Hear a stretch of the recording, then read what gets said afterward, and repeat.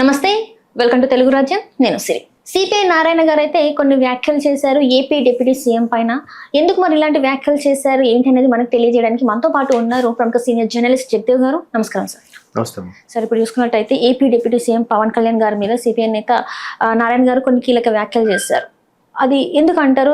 దేన్ని ఉద్దేశించి ఇలాంటి వ్యాఖ్యలు చేశారంటారు? అసలు యాక్చువల్గా పవన్ కళ్యాణ్ గారి మీద నారాయణ గారే కాదు, తెలంగాణ రాష్ట్ర మంత్రులు కూడా ఫైర్ అవుతున్నారు. ముఖ్యంగా కోమటిరెడ్డి గారు కూడా క్షమాపణ చెప్పాలి అనే స్థాయిలో ధ్వజమెత్తినట్టుగా చూసాం. వాస్తవానికి పవన్ కళ్యాణ్ గారు మాట్లాడింది చూస్తే అందులో పెద్ద విశేషం ఏమీ లేదు.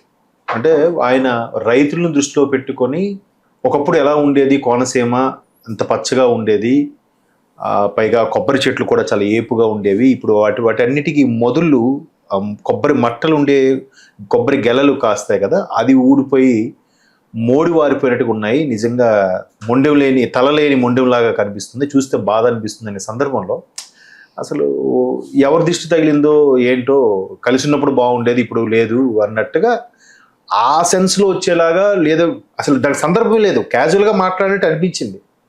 బట్ దాన్ని ఇట్లాగా ఒక్కసారిగా ఇప్పుడు ఇవాళ రేపు ఎలా అయిపోయిందంటే ఏ చిన్న అంశం తీసుకున్నా వైరల్ అయిపోవడం. అది అంటే తెల్లకాగితం అంతా వదిలేసి ఆ మచ్చను పట్టుకున్నట్టుగా ఎవరేం చిన్న మాట్లాడినా కూడా దాన్ని వైరల్ చేసి చేస్తున్నారు. కొన్ని వైరల్ అవుతున్నాయి, కొన్ని అవ్వట్లేదు.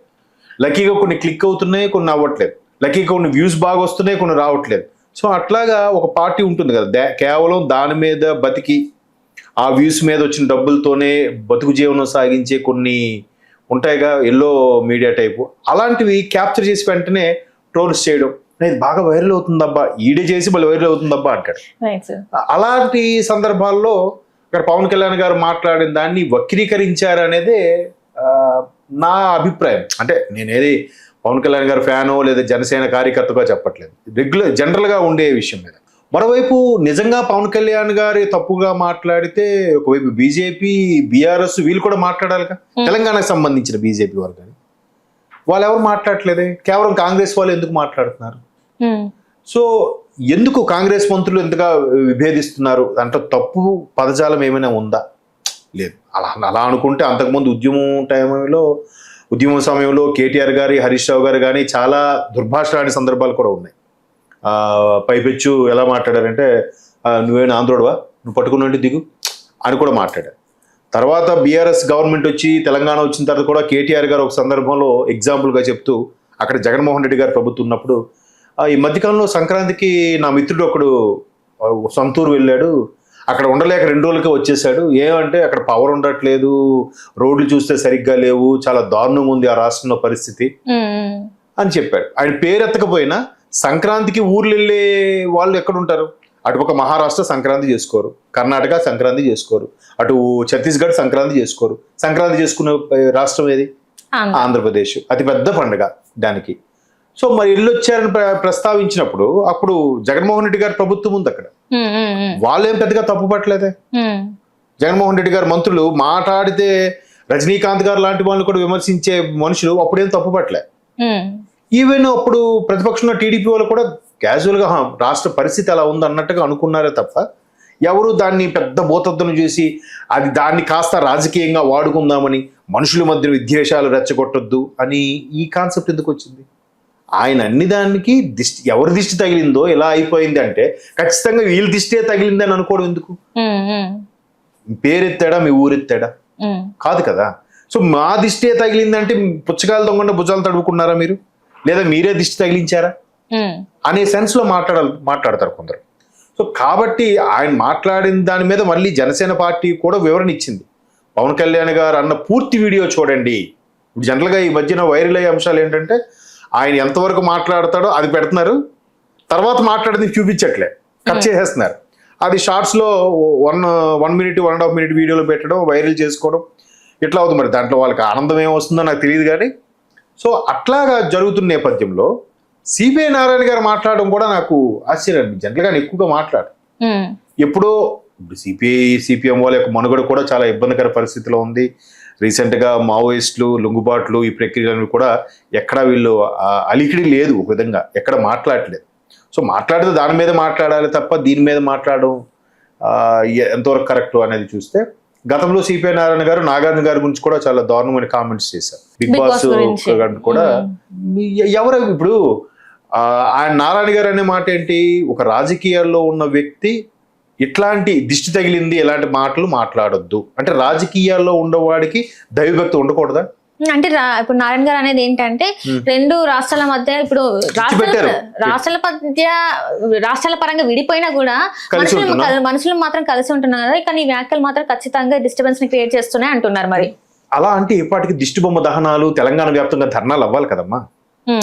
మామూలుగా స్వచ్ఛంద సంస్థలు ఉన్నాయి, ఎన్జిఓస్ ఉన్నాయి, తెలంగాణ వ్యాప్తంగా చాలా సమైక్యలు ఉన్నాయి, జాగృతులని అవని ఇవని, వాళ్ళెవరు ఏం చేయట్లేదుగా. ఇప్పటికే పవన్ కళ్యాణ్ దిష్టి బొమ్మ దహనం చేయడమో, పవన్ కళ్యాణ్ మా తెలంగాణలో అడుగు పెడితే ఊరుకోం, కాళ్ళు ఎరగొడతాం, నరికేస్తాం అని ఎవరు మాట్లాడలేదు. మీరు అనేది అందరూ కాదు, కొంతమంది మంత్రులే వ్యాఖ్యానించారు దీని మీద. ఎమ్మెల్సీ వెంకట బల్మూరి గారు కూడా మాట్లాడారు కదా. నేను అనేది మేబీ కాంగ్రెస్ సంబంధించిన వాళ్ళు వ్యాఖ్యానించారు అనుకుందాం. ఎందుకు వాళ్ళు వ్యాఖ్యానించారు అనేది కూడా మనకి క్లారిటీ లేదు. నిజంగా పవన్ కళ్యాణ్ అంత తప్పు మాట అంటే వెంటనే ఆయనే స్పందించి సభాముఖంగా ఇది ఖండిస్తాడుగా. ఈ తర్వాత దాని మీద జనసేన పార్టీ వివరణ ఇచ్చిన తప్ప ఆయన మళ్ళీ వివరణ ఇవ్వలే. ఒకవేళ తప్పుకుంటే ఆయనే మళ్ళీ ప్రెస్ మీట్ పెట్టో ఎక్స్లోనో పోస్ట్ చేసేదో చెప్తాడుగా. అంటే ఆయన ఉద్దేశపూర్వకంగా అనేది కాదు. రెండోది అలా అర్థం వచ్చేలాగా మాట్లాడలేదు అక్కడ. మీరు ఆ వీడియో చూడండి. మళ్ళీ జనసేన పార్టీ నుంచి ఏదైతే జనసేన అధిష్టానం రిలీజ్ చేసిందో పవన్ కళ్యాణ్ గారు వేసిన వ్యాఖ్యలు దాన్ని ఉద్దేశించినవి కాదు. అసలు ఆయన ఆ సమావేశంలో ఏం మాట్లాడారో ఒకసారి చూడండి అని పొద్దున కూడా ఒక న్యూస్ సంబంధించిన యాప్లు నేను చూశాను. కానీ దాని మీద ఇలాంటి సంతకాలు లేవు, జస్ట్ టెక్స్ట్ మాత్రమే ఉంది. దానికి సంబంధించిన సంతకాలు ఎవరైనా చేయాలి కదా, సంతకం చేయాలి కదా. మా తరపున మేము రిలీజ్ చేస్తున్నాం అని చెప్పేసి ఒక సైన్ అయినా ఉంటది కదా దాని మీద. Just without any sign, just lines మాత్రమే వాళ్ళు ప్రొడ్యూస్ చేశారు. జనసేన నుంచి వచ్చిన ఒక లెటర్, పవన్ కళ్యాణ్ గారు ఇలా మాట్లాడలేదు అని చెప్పేసి. మరి అది ఎవరు చేశారు? ఒక కార్యకర్త చేశారా? మరి తెలియాలి కదా. లెటర్ హెడ్ ఏదైతే ఉంటుందో ఆ లెటర్ హెడ్ సంబంధించి వాళ్ళు లోకల్ గా ఎవరో రిలీజ్ చేసి ఉండొచ్చు. లేదంటే ఇప్పుడు పార్టీ తరఫున ఎవరేం మాట్లాడినా ఖచ్చితంగా వాళ్ళ అధికార ప్రతినిధో ఎవరో ఒకరు వచ్చి మాట్లాడతారు. మేబీ ఇది మళ్ళీ మాట్లాడడం వల్ల వాళ్ళు అమ్మో ఎందుకు చినికి గాలివాన్ అయ్యే పరిస్థితి ఉంది, ఎక్కడికి ఇది క్లోజ్ చేద్దాం అనుకున్న వాళ్ళు కూడా అయి ఉండొచ్చు. నిజంగా ఒక విధంగా రెస్పాండ్ అవ్వకపోతేనే బెటర్. రెస్పాండ్ అయితే మళ్ళీ ఇదేదో రెస్పాండ్ అని ఇటుపక్క వాళ్ళు మళ్ళీ ఇదేదో అన్నారని వీళ్ళు ఇంకా అదలాగా స్ప్రెడ్ అవుతుంటుంది. ఇప్పుడు నారాయణ గారు అన్న మాట ఏంటంటే ఇట్లా తెలుగు ప్రజల మధ్య విద్వేషాలు రెచ్చగొట్టేలా ఉన్నాయి.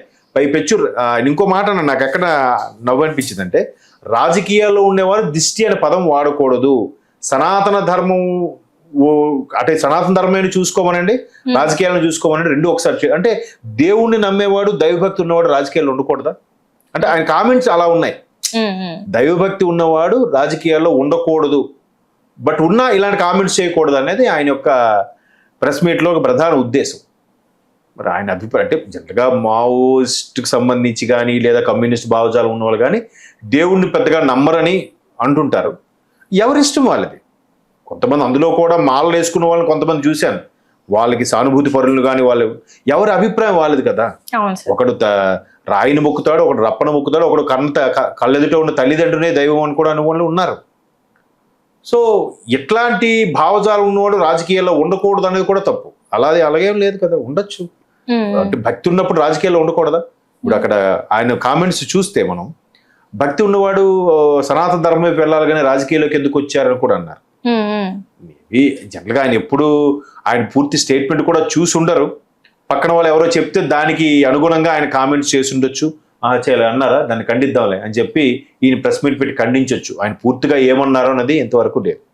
ఇంకో అదే అంటున్నారు, తెలంగాణలో చాలా పార్టీలు ఉన్నాయి, ఏ పార్టీలు కూడా ఖండించట్లేదు.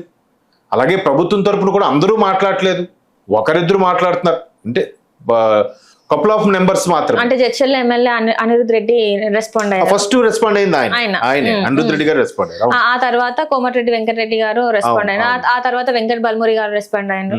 ఇంకా అంటే ఎవరు రెస్పాండ్ అవ్వాలంటారు? అదే అంటున్నాను. నిజంగా తప్పుడు ధోరణి అది అయితే ఈ పాటికి దావాలలో వ్యాపించి ఆ పవన్ కళ్యాణ్ గారు దిష్టి బొమ్మ దహనం చేయడమో, ఎక్కడెక్కడ రాస్తారోకోలు చేయడమో, లేదంటే మీటింగ్ పెట్టి ఇలా అంటున్నారు కదా అని తప్పు చెప్పడమో. ఇది కూడా కోమటిరెడ్డి వెంకటరెడ్డి గారు ఒక సమావేశం వచ్చి వెళ్ళిపోతుంటే మధ్యలో మీడియా మిత్రులు అడిగిన చిట్ చాట్ లో భాగంగా చెప్పిన సమాధానం ఇది. అంతేగాని పవన్ కళ్యాణ్ స్టేట్మెంట్ పర్టికులర్ గా ఖండించాలనే ఉద్దేశంతో కూర్చొని ప్రెస్ మీట్ పెట్టిన స్టేట్మెంట్ అయితే కాదుగా. కోమటిరెడ్డి గారు అయితే చూసాం, అనిరుద్ధ్ గారు అయితే పేపర్ స్టేట్మెంట్ లాగా ఇచ్చారు. ఆయన కూడా ప్రెస్ మీట్ ఏం పెట్టి చేయలే. ఫస్ట్ టైం మాత్రం బహిరంగంగా అంటే బయటకు వచ్చి మాట్లాడారు ఆయన. అంటే పవన్ కళ్యాణ్ గారు చేసిన వ్యాఖ్యలు కరెక్ట్ గా లేవు అని చెప్పేసి ఫస్ట్ టైం మాత్రం ప్రెస్ ముందు తను మాట్లాడడం జరిగింది. అవును అంటే నేను అదే చెప్తున్నాను కదా, అది అంత సివియర్ గా అయ్యే పరిస్థితి కాదు. నిజంగా సివియర్ అయితే ఈ పాటికి చాలా రవస అయ్యేది. ఇది జరిగి కూడా 3 రోజులు అవ్వచ్చు, అవునా కదా? 3 రోజుల తర్వాత ఈయన రెస్పాండ్ అయ్యారు. నిన్న మొన్న ఎందుకు రెస్పాండ్ అవ్వలేదు? కాంగ్రెస్ వాళ్ళు రెస్పాండ్ అయితే నేను రెస్పాండ్ అవుతారా? అంతే కదా. ఇప్పుడు మొన్న ఆంధ్రప్రదేశ్ లో ఒక పెద్దగా కామెడీగా వస్తున్న వార్త ఏంటంటే, మొందా తుఫాన్ వచ్చింది, అందరూ వచ్చారు చేశారు, ప్రభుత్వం కూడా సాయం చేసింది. అంతా అయిపోయి గాలివాన వచ్చి వెళ్ళిపోయిన తర్వాత 6 నెలలకి కుక్కల మురుగ ఏదో అన్నట్టుగా 8-9 రోజుల తర్వాత మాజీ ముఖ్యమంత్రి వచ్చి పరామర్శకు వచ్చారంట. అంటే వెంటనే రెస్పాండ్ అయిన దానికి వేరు, తర్వాత రెస్పాండ్ అయిన దానికి ఎలా ఉంటుందంటే, ఓ పక్కవాడు ఏదో చెప్తే బాగోదని వచ్చి ప్రెస్ మీట్ పెట్టి చెప్పారా, లేదా చూసేవాళ్ళు ఏమనుకుంటారని చెప్పి వచ్చారా అనే ధోరణిలో ఆలోచిస్తాం. ఇప్పుడు అక్కడ మాజీ ముఖ్యమంత్రి జగన్మోహన్ రెడ్డి గారు 8 రోజుల తర్వాత వచ్చారంట. సో ఇక్కడ కూడా ఈయన 3 రోజుల తర్వాత దీని మీద స్పందిస్తున్నారు ఈయన. సో ఈయనకి ఎవరైనా ఫోన్ చేసి చెప్తే స్పందించమంటే స్పందించారా, లేదా నిజంగానే ఈ వార్త ఈ రోజుకి ఆయన రీచ్ అయిందా?